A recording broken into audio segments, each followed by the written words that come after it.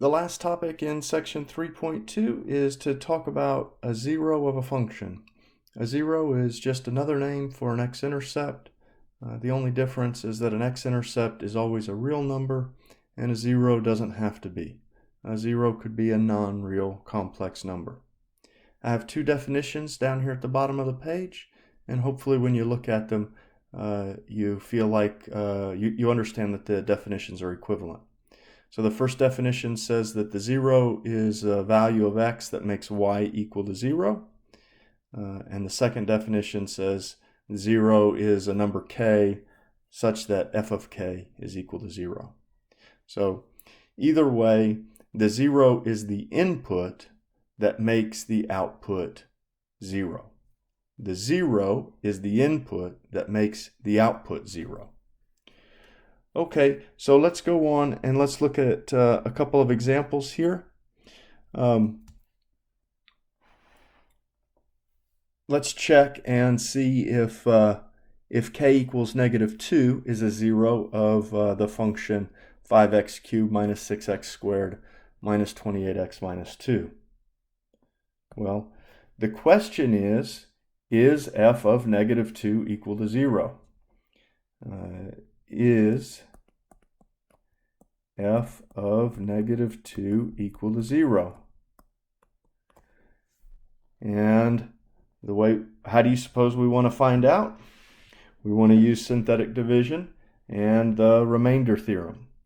So all we need to do is divide with -2 in front and 5, -6, -28, and -2. And then go through the division. 5 comes down, and then -10, -16, +32, +4, -8, and -10. If I went through that too fast, slow down or stop the video and try to do it for yourself. Make sure that the synthetic division looks good before we go on and interpret what it means.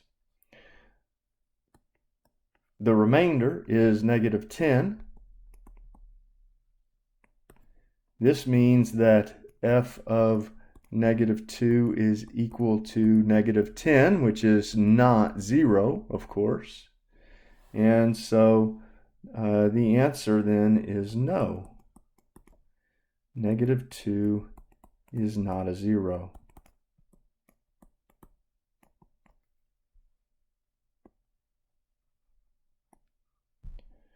All we're doing is looking for the remainder to check if it's 0. The remainder tells us the function value. Let's do a couple more.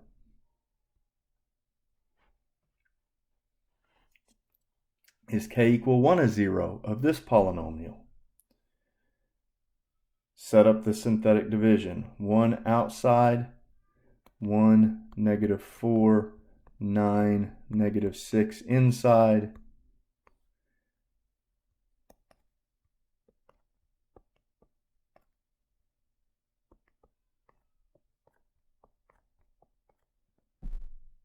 And sure enough, if we do this correctly, the remainder is 0.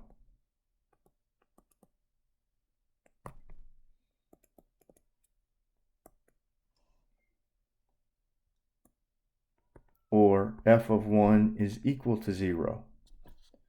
Or yes, 1 is a 0.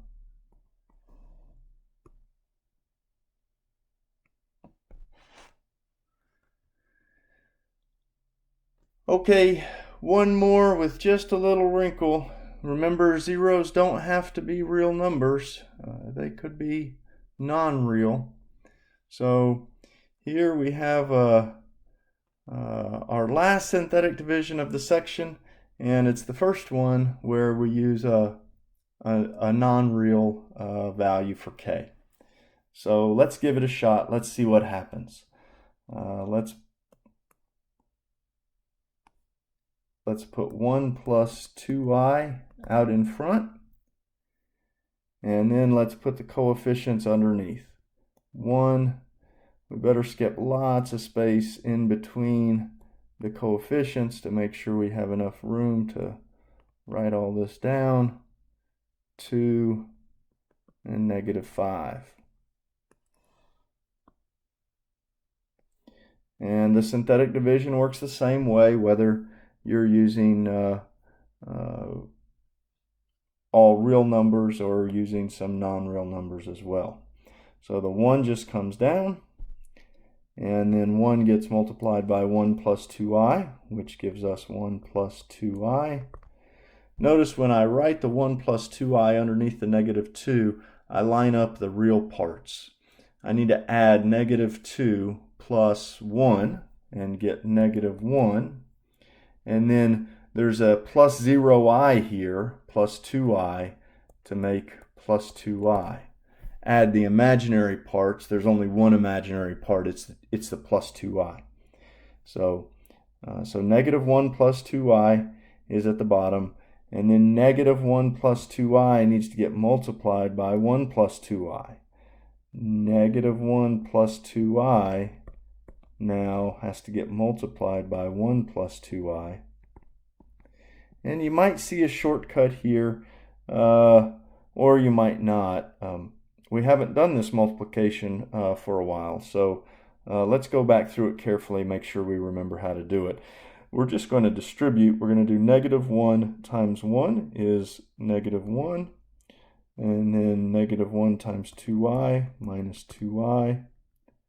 2i times 1 is a plus 2i. That's nice because that means the two middle terms will cancel. And then we finish with 4i squared. The two middle terms cancel, and we're left with -1. Now I squared is -1, right? So this is plus 4 times -1. So this is -5. -5. And then we can go ahead and go on to the next step. We can add 4 minus 5 is -1. -1 times 1 plus 2i is -1 minus 2i. And then when we add the real parts together, we get 1, and the imaginary part just comes down, 1 minus 2i.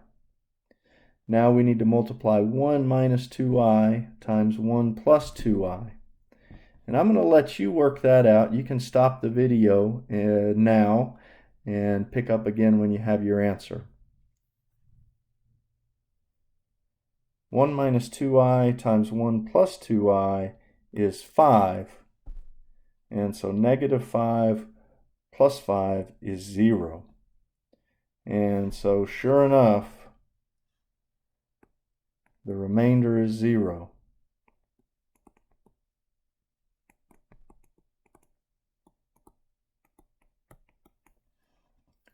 That means 1 plus 2i is a 0